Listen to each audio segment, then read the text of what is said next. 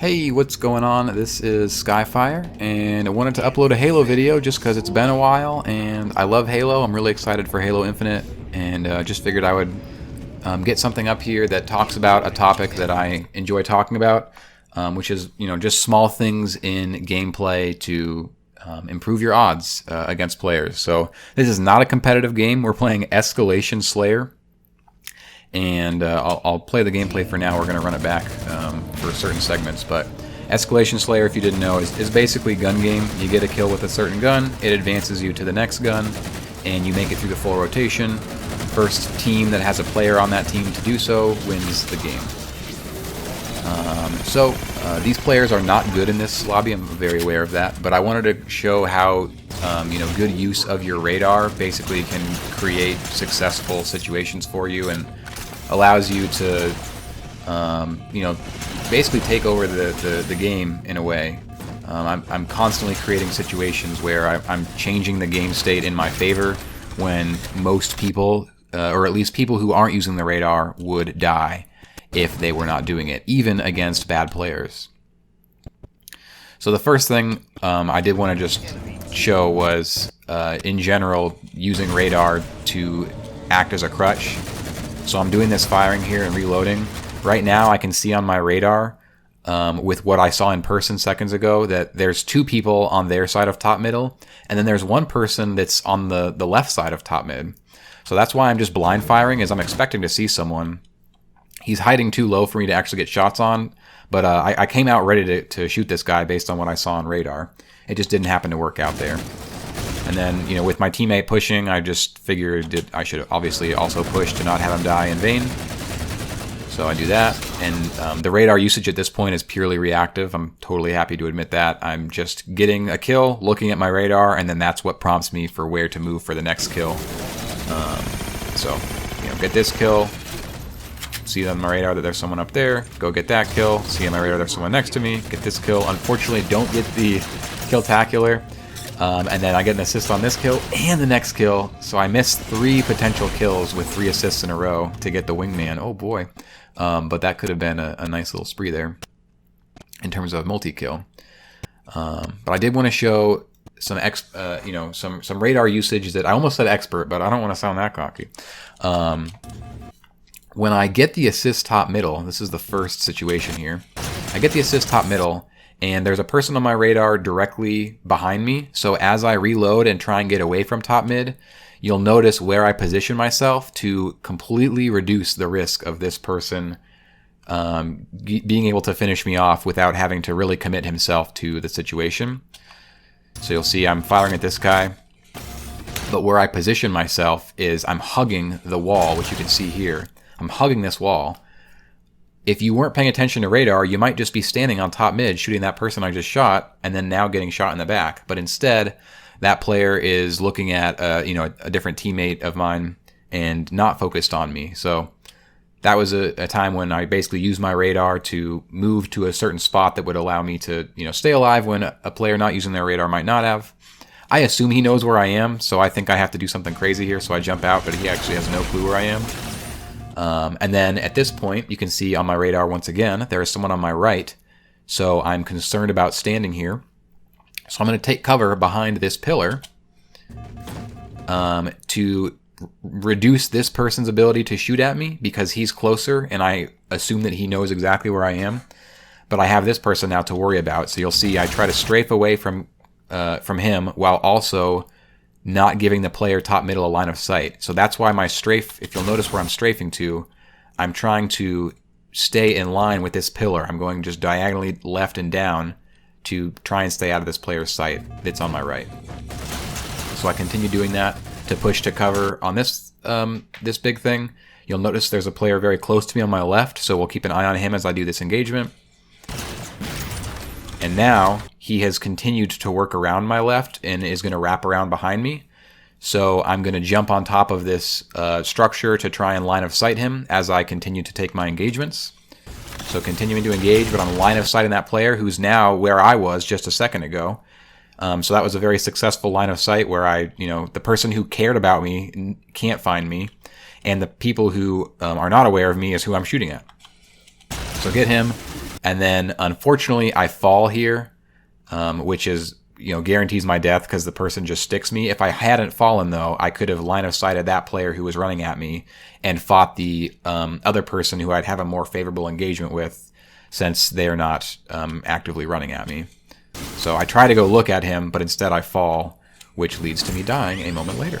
Oh, God. At this point, I'm like just realizing that people just flood to this bottom middle area if they don't know where to go, it seems like. So I get an expectation set that I can just look here when I'm bored. And then here's 5 kills where I either got a kill or an assist. So I could have strung together a spree there too, but I didn't get the right damage out. With the shotgun, just trying to get to someone as soon as possible and advance to the next stage. I don't want to have anything where they're shooting at me with range and I'm trying to shotgun them, so I'm just sprinting at them.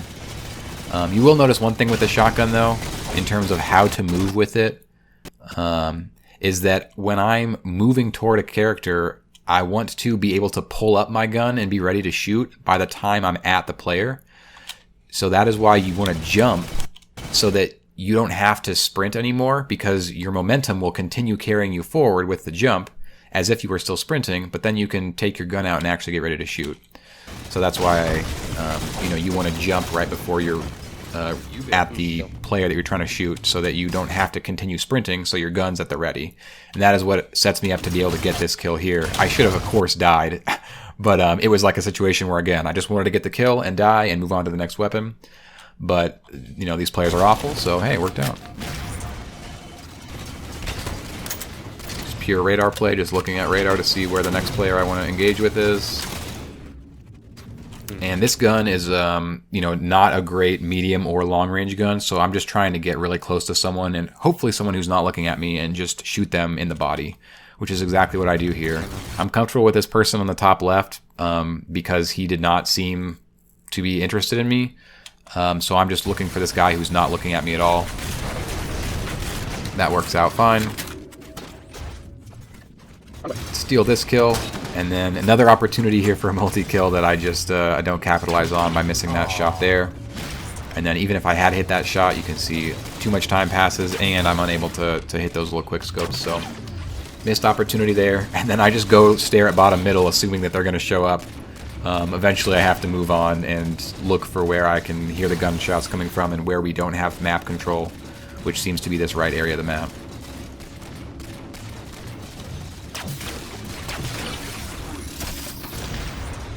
So the spree continues here.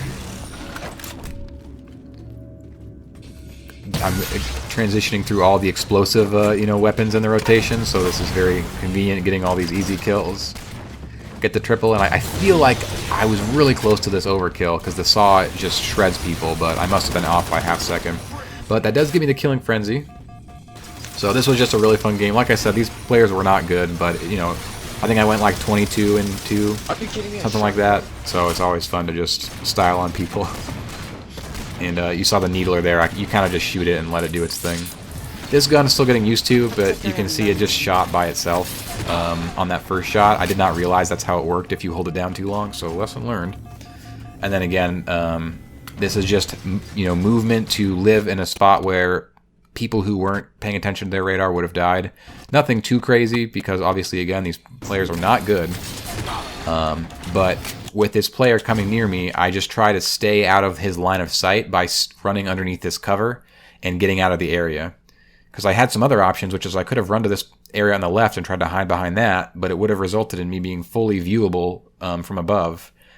Whereas the direction I went, I was at least in cover, and he would have had to come down from where he was to find me, which he did not do. Probably because he wasn't using his radar at all, and he's a doofus. This pistol engagement, the Halo 4 pistol, not a lot of shots in terms of how many you need to kill someone versus how many shots are in your clip. So if it's close range, I usually do this exact strategy here, which is where you spam someone down with your first clip, not intending to get the kill, reload, and then come back out to just finish the kill. So I usually try to do that. If this was a situation where it was any other range, that would not be the way to go, like if I just stayed where I was and he engaged there as opposed to me pushing up. You do want to pace your shots out, and you can actually, of course, kill someone in one clip if you're just going for headshots. But if it's anything like this range, again, I just spam the clip out, and that usually will do the trick. I got very lucky, though. He could have killed me. And for the final kill, just a fun little grab hammer thing. I try to bait him in a little bit by going to my right wall, as opposed to just sprinting directly at him. So I go to the right wall, and I just wait just to see if he'll try and come to me. And he's a doofus, so he does come right to me. So overall, you know, just a fun little silly game, but I did feel like I definitely used the radar there to give me an advantage that other players wouldn't get if they weren't paying attention in that way. So hope you got something out of that. Really looking forward to Halo Infinite, having a lot of fun playing Halo 4 in anticipation. I wish Halo 5 was on the Master Chief Collection, because I would definitely rather be playing that, but you know, both these games, Halo 4 and Halo 5, I feel like are going to play very similar to what Halo Infinite's like. When I watched the trailers, it definitely seemed like a more of the same kind of thing with Halo Infinite, you know, when considering Halo 4 and 5 versus thinking about Halo 2 and 3 or CE. So I do think it won't be that drastic of a change from what we've been used to, but I have no complaints with that because I liked Halo 4 and Halo 5. I just wish that it was more popular and other people liked it and didn't constantly say it was a dead game. And bonus points if my friends like it. So hope the game has some staying power, and enjoying, you know, just playing some casual Halo in the meantime. So hope you enjoyed the video, and have a great rest of your day, my friends.